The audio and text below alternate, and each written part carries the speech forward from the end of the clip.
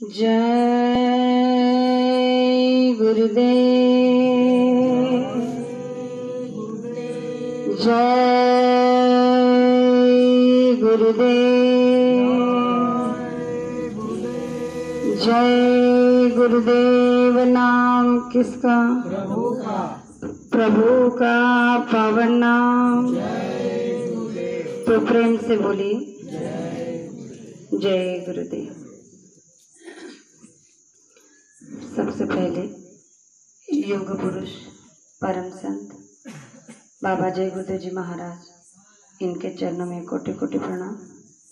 ईश्वर भगवान और उनकी दृश्य अदृश्य शक्तियों को भी कोटि कोटि प्रणाम। आदरणीय अन्ना जी और दादाजी, इनको भी मेरा प्रेम पूर्वक जय गुरुदेव। साथ ही साथ यहाँ पर उपस्थित खर्दा गांव के सभी माता पिता भाई बहनों को बड़े प्रेम के साथ जय गुरुदेव। आज का सत्संग क्यों हो रहा है, इसके बारे में हम सबको जानकारी मिल चुकी है कि गुरु की दया किस कदर और कैसे काम करती है। ये कोई आजकल की बात नहीं है। हम सभी प्रेमी बड़े ही पुराने अनुभवी हैं। जिन जिन प्रेमियों ने गुरु महाराज से नाम का दान लिया है और उन्होंने केवल और केवल गुरु महाराज पर विश्वास किया है, तो उन्हें आज तक के जीवन में ऐसे कई अनुभव मिले हैं जो उनके साकार हुए हैं। तो ये बहुत बड़ी अनुभूति की बात है कि ये गुरु की दया हमें कैसे प्राप्त करनी चाहिए और कैसे मिलती है। तो इसके लिए गुरु की दया कब और कैसे मिलती है, इसके लिए दो ही प्रमाण संत मत में रखा जाता है कि अगर आप सच्ची गुरु की दया प्राप्त करना चाहते हैं, गुरु के अनुभव को अगर अनुभव करना चाहते हैं, तो सबसे पहले आपके अंदर निर्मलता और पवित्रता होनी चाहिए। जब तक आप निर्मल नहीं होगे, ना आप किसी को कुछ बता सकते हो, ना कोई आपको बताए तो उसे आप ग्रहण कर सकते हो। क्योंकि जब तक निर्मल मन नहीं होगा, अंतरात्मा शुद्ध नहीं होगी, तब तक अंदर कुछ नहीं बसेगा। जैसे कि गुरु महाराज कई बार उदाहरण देकर समझाते थे कि अगर आप रोज एक ही बर्तन में दूध ले रहे हो और उस दूध वाले बर्तन को अगर आपने सही तरह से ठीक नहीं की धोया, साफ नहीं किया और वैसे उसमें दूध ले लिया, तो क्या होता है? दूध फट जाता है। वैसे गुरु महाराज ने कहा कि अगर आपने गुरु से नाम का दान लिया है, लेकिन लेने के बाद अगर आपके अंदर में निर्मलता पवित्रता नहीं है, तो चाहे दया जितनी मिले वो ठहरेगी नहीं, रुकेगी नहीं, निकल जाएगी। तो इसके लिए दया के पात्र बनने के लिए स्वयं को पहले निर्मल और स्वच्छ करना होगा, तब जाकर दया का अनुभव मिलता है। तो एक छोटा सा प्रमाण मैं आपको देना चाहती हूँ कि एक ऐसे ही प्रेमी थे, पति पत्नी थे दोनों। अपने जीवन को बसर करने के लिए अपने गांव में कुछ काम धंधा नहीं था, इसलिए गांव को छोड़कर शहर में आ गए।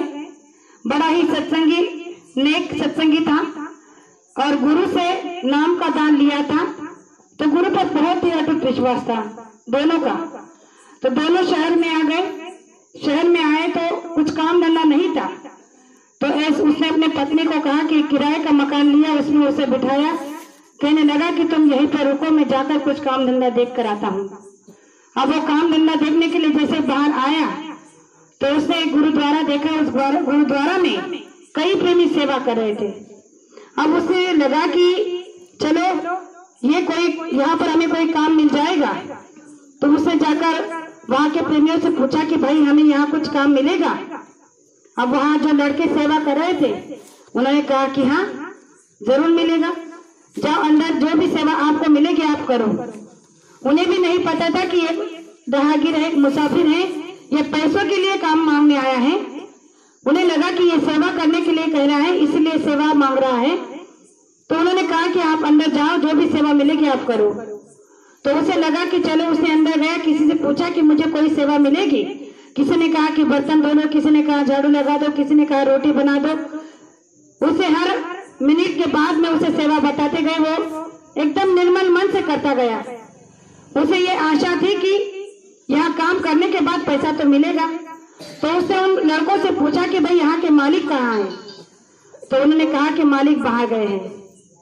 अब ऐसे कह दिया लड़कों ने मजाक में।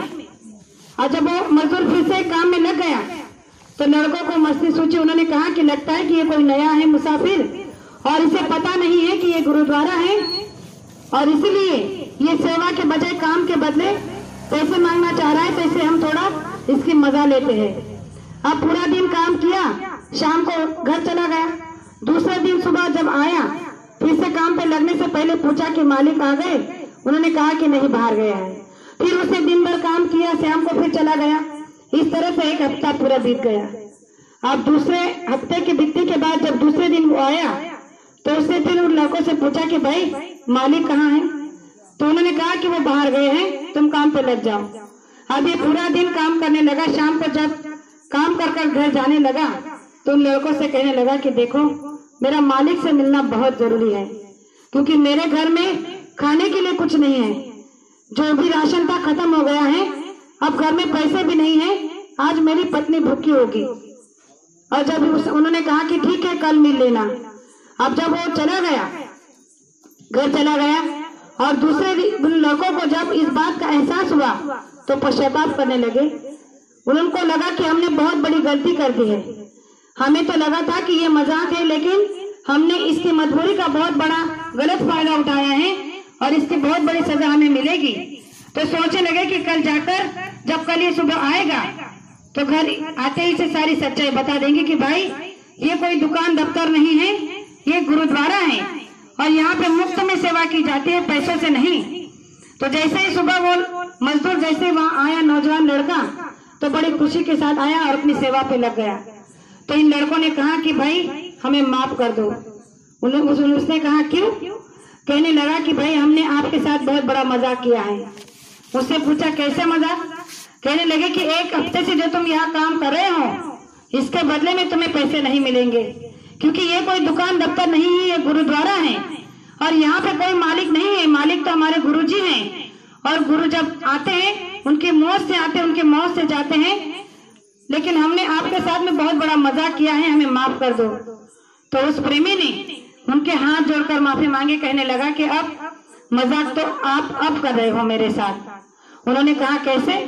अरे जब मैं घर गया तो मेरी पत्नी ने बताया कि कल दोपहर में हमारे मालिक घर पर आए, 1 महीने का राशन और 1 महीने का पगार देकर चले गए। जब ये बात उसने कही तो उन लड़कों से हाथ जोड़कर कहा कि कितने दयालु है हमारे मालिक कि एक मजदूर की, एक लेबर की बात को जान गए और मेरे बिना मिले बिना मांगे ही मेरे घर पे जाकर राशन और मेरा पैसा तनख्वाह देकर आए। ऐसे मालिक का मैं बहुत बड़ा आभारी हूँ। और फिर से सेवा में लग गया। जब ये बात उन लड़कों ने सुनी तो उनके आंखों से आंसू बहने लगे। उन्होंने जाकर गुरु महाराज से माफी मांगी। कहने लगे कि हमें माफ कर दो। उन्होंने कहा क्यों, क्या हुआ? कहने लगे कि हमसे बहुत बड़ी गलती हुई है। हमने एक भक्त की ऐसी परीक्षा ली जिसे हमने जानबूझकर उनकी उस गलती को हमने किया है, अनजान में नहीं। हम तो जानते थे कि ये गुरुद्वारा है, वो नहीं जानता था, लेकिन हमने उसे ये कह दिया कि यहाँ काम करने से तुम्हें पैसा मिलेगा तो तुम सेवा करो, और उसने बड़े ही निर्मल मन से सेवा की और आपने उसकी सेवा का उसे फल दे दिया। तो गुरु ने कहा कि यही बात मैं तुम्हें दिखाने के लिए मैंने किया कि जो भी निर्मल अंतकरण से, जो भी पवित्र मन से यहाँ गुरुद्वारा में सेवा करता है, उसकी सेवा को मैं स्वीकार कर लेता हूँ। उसकी कहने की जरूरत नहीं पड़ती है, मैं उसके अनकही बात को सारी समझ देता हूँ। तुम तो दिन रात यहाँ सेवा कर रहे हो, लेकिन आज तक तुम्हें सेवा का कोई अनुभव मिला? तो सारे बच्चे जो वहाँ पे जो भी सेवा कर रहे थे शर्मसार हो गए, नीचे सर कर कर वहां से चले गए।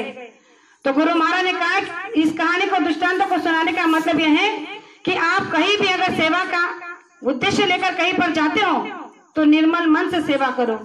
सेवा करते हुए ये भाव आपके मन में कभी नहीं आना चाहिए कि इसके बदले में हमें कुछ मिलना चाहिए। गुरु महाराज ने कहा कि अरे ऐसे निर्मल भाव आपके रहेंगे तो आप मांगो ना मांगो, मैं देने के लिए तो हमेशा तैयार हूँ, और इसके लिए हमारी झोली हमेशा भरी रहेगी अगर हमारा अंतर्करण, हमारा मन निर्मल होगा। इस पर मैं एक मेरा छोटा सा उदाहरण मेरा निजी बताती हूँ कि गुरु महाराज ने आज तक 2006 में मैंने नामदान लिया, आज 2021 चल रहा है, यानी कि मुझे 14 साल पूरे हो गए हैं। 14 साल में गुरु महाराज ने इतने अनुभव मुझे दिए हैं जिसकी मैं गिनती नहीं कर सकती। किताबें लिखने जाओ तो कम पढ़ सकती है, जो मैं कभी बताना भी नहीं चाहती। लेकिन एक अनुभव ऐसा है जो मैं बताना चाहती हूँ कि हमारे निजी काम को भी गुरु महाराज कितने अच्छे से समझ लेते हैं। छोटा सा छोटा काम भी हमारा वो ऐसे सुनकर कर देते हैं जिसको हमने कभी दिमाग में भी नहीं रखा होता है। लेकिन फिर भी गुरु महाराज ने कहा है कि अगर आपका भाव निर्मल है, आपके प्रेम अगर सच्चा है, तो गुरु के दरबार में आपके लिए दया हमेशा बरकरार है। एक छोटा सा अनुभव मैं बताना चाहती हूँ कि गुरु महाराज हमारे छोटे छोटे काम भी कैसे कर देते हैं। अभी की इसी साल की बात है, जब मैं गुरु पूर्णिमा के कार्यक्रम के लिए बाहर गई थी, मध्य प्रदेश में सागर में खुराई में सत्संग था। वहां मैंने 10 दिन का शाकाहारी प्रचार किया। फिर 10वें दिन गुरु पूर्णिमा का कार्यक्रम किया और उसी दिन रात को मेरी 4 बजे की ट्रेन थी बीना से ग्वालियर, यानी कि ग्वालियर के भी 4 दिन के और प्रोग्राम मेरे थे। तो मैं जब खुराई से रात को 3 बजे बीना स्टेशन पर पहुंची, वहां के 2 प्रेमी हमें छोड़ने के लिए आए, प्रीतम और हमारे जबलपुर के सचिन जाटकर भाई हैं, वो भी इस बात के बहुत अच्छे गवाही हैं। तो जब उन लोगों ने हमें गाड़ी में 3 बजे बीना स्टेशन पर छोड़ा, हमारी ट्रेन थी सुबह के 4:30 बजे बीना से ग्वालियर। अब हमारा कंफर्म टिकट था, पहले से करके रखा था। हम लोगों ने उनसे कहा कि अभी देखो 3 बजे हैं, आप कब तक यहाँ रुकोगे, आप चले जाओ, हम लोग चले जाएंगे। उन्होंने कहा कि ठीक है। वो लोग हमें छोड़कर चले गए वापस खुराई। हम लोग वहां स्टेशन पर दोनों पति पत्नी बैठे थे, समय बीतता जा रहा था। जैसे ही 4:30 बजने में 10-15 मिनट बाकी थे, तो मैंने इनसे पूछा कि गाड़ी का अनाउंसमेंट नहीं हो रहा है, नाम प्लेट नहीं आ रहा है, नंबर नहीं आ रहा है, मुझे लग रहा है कोई गड़बड़ है। तो इन्होंने जाकर स्टेशन मास्टर से पूछा कि फलाने नाम की गाड़ी 4:30 बजे की कब आएगी। उन्होंने कहा कि सॉरी, माफ करना, आज ये गाड़ी 12 घंटा लेट है। जब ये बात उन्होंने बताई तो हमारे पैरों तले जमीन खिंच गई, क्योंकि हमें ना इधर आने के लिए ट्रेन थी, ना ग्वालियर जाने के लिए कोई ट्रेन थी, हमें पता नहीं था। और रिजर्वेशन हमारा 4:30 की गाड़ी का था। हमने उनसे पूछा कि भाई आपने पहले बताया नहीं, चार्ट लगाया नहीं। उन्होंने कहा कि ये बहुत बड़ी मिस्टेक है, क्योंकि अभी कोरोना काल चल रहा है, इसलिए गाड़ियों का बहुत ही शॉर्टेज है और ये गाड़ी आज की कैंसिल है, 12 घंटा लेट है, पता नहीं आज नहीं आएगी। और वहां से वो चला गया। अब हम सोचने लगे कि हमारा आज का यानी कि सुबह का 12 बजे का सत्संग है, 12 बजे दिन में सत्संग है। अगर हम ग्वालियर 9 बजे उतरते हैं, 10 बजे वहां पहुंचकर फ्रेश होकर 11 बजे सत्संग स्थल पर जाते हैं, तो 12 बजे सत्संग शुरू होगा। तब हमारा कार्यक्रम जिन्होंने लिया है उस जगह पर हमें कम से कम 11 साढ़े 11 बजे तक पहुंचना है। और अगर हमारी ट्रेन आज अभी नहीं मिलती है तो फिर कार्यक्रम नहीं होगा। वो लोग क्या सोचेंगे। हम बड़ी चिंता में थे, क्या करे। तब से वहां पे स्टॉल लगा रहता है स्टेशन पे। वो लड़का हमें देख रहा था, वो खुद आकर हमें कहने लगा कि आपको कहाँ जाना है। हमने कहा कि हमें ग्वालियर जाना है। तो उसने कहा कि देखो 6 बजे एक यहाँ ट्रेन आ रही है पटना, वो यहाँ पर केवल 5 मिनट रुकती है और यहाँ पर कोई मतलब रुकने का उसका चांस नहीं, लेकिन वो सिर्फ यहाँ डाक लेने के लिए रुकती है। 5 मिनट आप उसमें चढ़ जाना। हमने कहा हमारे पास टिकट नहीं है, कुछ नहीं है, कैसे चढ़ जाए, और वो तो बहुत मतलब एक्सप्रेस है। तो उन्होंने कहा कि देखो अगर आपको जाना है तो आपको यही ट्रेन मिलेगी, वरना 12 साढ़े 12 बजे के बाद ट्रेन है। हम सोच रहे थे कि अब क्या करें। तो इन्होंने कहा कि देखो जो होगा गुरु महाराज देख लेंगे। जा तो गुरु महाराज के मतलब काम से ही जा रहे, सत्संग के लिए जा रहे हैं ना, अब जो भी होगा देख लेंगे, टीसी मिलेगा, जो भी होगा हमें पता नहीं। जैसे ही 6 बजे की ट्रेन आई, 5 बजे मतलब 5 मिनट के लिए वो ट्रेन वहां रुकती है। हम जहाँ खड़े थे वहीं पर एक ऐसा डब्बा रिजर्वेशन का रुका, हम दोनों उसमें चढ़ गए। आपको यकीन नहीं होगा, वो बात आज तक मैंने किसी को नहीं बताई थी, लेकिन आज मेरा मन हुआ कि बता दूं कि कितनी छोटी सी बात भी गुरु को पता होती है, इसलिए मैं बता रही हूँ। हम जैसे उस ट्रेन के डब्बे में चढ़े, 2 सीट रिजर्वेशन की, वो बहुत मतलब एक्सप्रेस ट्रेन है पटना, सबको पता होगा कि उसका रिजर्वेशन लोग 2-2 महीने करके रखते हैं। और हम जैसे उस डब्बे में चढ़े तो 2 सीट आमने सामने की एकदम से खाली, जैसे हमारे लिए करके रखी हो, और वहां सब लोग अपने अपनी सीट पर सोए हैं। हम जैसे अंदर चढ़े, हमने देखा कि 2 सीट खाली है। हमने सोचा किसी आएगा तो बात कर लेंगे, तब तक तो सो जाते हैं क्योंकि रात भर से नींद नहीं है। हम अपने बैग रखकर दोनों सीट पर आमने सामने आराम से सो गए। वो ट्रेन ठीक 9:30 बजे ग्वालियर में रुकी। ग्वालियर में 9:30 बजे रुकने वाली थी, हमें 8:30 बजे राजपूत जी का फोन आया, जिनके हम जाने वाले थे, सुरेश राजपूत जी। जब 8:30 बजे हमारे मोबाइल की घंटी बजे तो हमने देखा, हमारी आंखें तब खुली और हमने देखा कि ग्वालियर आ गया है, 8:30 बज गए हैं और अभी तक टीसी कोई नहीं आया। हम तो सोए आराम से और उन्होंने कहा कि अभी अगला स्टेशन ग्वालियर है, आप उतर जाओ। उनको हमने कुछ भी नहीं बताया था कि हमारी ट्रेन मिस हो गई है, लेट हो गई है, मिली नहीं है। उनको इतना ही पता था कि हम हमारी ट्रेन से आ रहे हैं, इसलिए उन्होंने कुछ पूछा नहीं। हम 9 बजे, 9:15 बजे ग्वालियर में उतर गए। हमें कोई टीसी नहीं मिला, कोई नहीं मिला, किसी ने पूछा भी नहीं कि तुम्हारा टिकट कहाँ है, कैसे आए। हम लोग 9:30 बजे तक स्टेशन पर उतर गए, वो लोग गाड़ी लेकर आए, हम चले गए। ठीक 11 बजे सत्संग स्थल पर पहुंची और 12 बजे सत्संग शुरू हुआ। ये होती है गुरु की दया। अगर आपके मन में गुरु के प्रति सच्चा प्रेम, निर्मल अंतःकरण है तो गुरु आपके साथ हर पल प्रतिपल है। इसका प्रमाण देने की जरूरत है ही नहीं। लेकिन गुरु महाराज ने कहा कि अनुभव तो करो। जब तक अनुभव नहीं होगा तब बताएंगे क्या, और अनुभव करने के लिए पास में होगा नहीं तो करेंगे क्या। इसलिए गुरु महाराज ने कहा कि अनुभूति सबसे बड़ी भक्ति है। और आज के इस कलयुग में हमारा अनुभव सबसे बड़ा गुरु महाराज हमारे जीवन में मिले हैं। ये सबसे बड़ा अनुभव हमारे जीवन का है। इसलिए ऐसे कई अनुभव हैं, उस 10 दिन के ही नहीं। मैं जितने बार भी बाहर जाती हूँ, हर बार एक से बढ़कर एक अनुभव गुरु महाराज मुझे देते हैं, जिसकी कोई गलती नहीं। इसलिए मैं सभी प्रेमी से यही कहना चाहती हूँ कि अगर आप अपने जीवन में सक्सेस होना चाहते हो, गुरु की दया पाना चाहते हो, तो अपने आप को पहले निर्मल करो, अपने आप को सही करो। गुरु महाराज ने कहा कि बुरा बुरा सब कुछ कहे, बुरा ना मिले कोई, जब दिल खोजा अपना तो मुझसे बुरा मिला ना कोई। अपने अंदर इतनी गंदगी, इतनी कटुता है। गुरु महाराज ने कहा कि पहले उसे निर्मल नहीं कर रहे हो, दूसरों को आप बता रहे हो, कैसे होगा। पहले आप खुद अपने अंदर झांक कर देखो। जिस दिन अंदर झांक कर देखोगे पता चल जाएगा कि अंदर कितनी बुराइयां है। तो गुरु महाराज ने कहा इसके लिए सत्संग में जाते रहो, सत्संग को सुनते रहो। इन सबसे बड़ी चीज ध्यान भजन करते रहो। अगर ध्यान भजन आप नित्य रूप से करते रहोगे और सत्संग में जाते रहोगे तो ये 2 ही चीजें जीवन में हमें तार सकती है और कोई चीज नहीं।